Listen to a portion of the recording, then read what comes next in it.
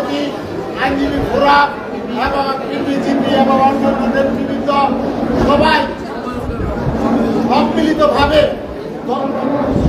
অংশগ্রহণ করে এই অনুষ্ঠানকে সাফল্যমণ্ডিত করেছেন। এই জন্য আমি সকলকে ধন্যবাদ জানাচ্ছি এবং আমাদের নেত্রী দেশনেত্রী বেগম খালেদা জিয়ার নেতৃত্বে, আমাদের নেতা তারেক রহমান নেতৃত্বে আমরা সবাই ঐক্যবদ্ধ আছি। আমার একটাই কথা যে আমরা ঐক্যবদ্ধ থাকবো, আমরা সবাই মিলে এই আইনজীবী ফোরামকে শক্তিশালী সংগঠনে পরিণত করব। আমাদের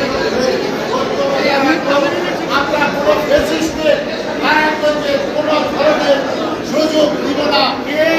আমি একটা কথা বলতে চাই, এই ফেসিস্টের মামলা বিচারের ব্যাপারে আমরা একটু শপথ দিতে চাই। সবাই দাঁড়িয়ে আমরা শপথ দিব, এইভাবে হাত তুলে আমরা সবাই দাঁড়িয়ে এইভাবে শপথ দিব। সবাই দাঁড়ান, সবাই দাঁড়ান, সবাই দাঁড়ান। আমরা শপথ করিতেছি যে জুলাই বিপ্লব 2024-এর চেতনা আমাদের মধ্যে অব্যাহত রাখবো। ফ্যাসিস্টের বিরুদ্ধে আমাদের ঐক্য বজায় রাখবো। আমরা যারা ওই ফ্যাসিস্ট বিরোধী আন্দোলনে আমরা যারা ঐক্যবদ্ধভাবে অংশগ্রহণ করেছি, সবার মধ্যে ফ্যাসিস্ট বিরোধী চেতনা অব্যাহত রাখবো। কোন ফ্যাসিস্টকে আমরা ব্যক্তিগতভাবে,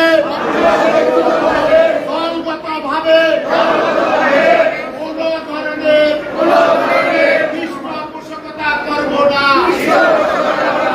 তাদেরকে রক্ষার চেষ্টা করব না। তাদের মামলা সংক্রান্ত সকল মামলার ক্ষেত্রে যাতে সাজা নিশ্চিত হয় সেই দিকে আমরা সর্বদা খেয়াল রাখবো।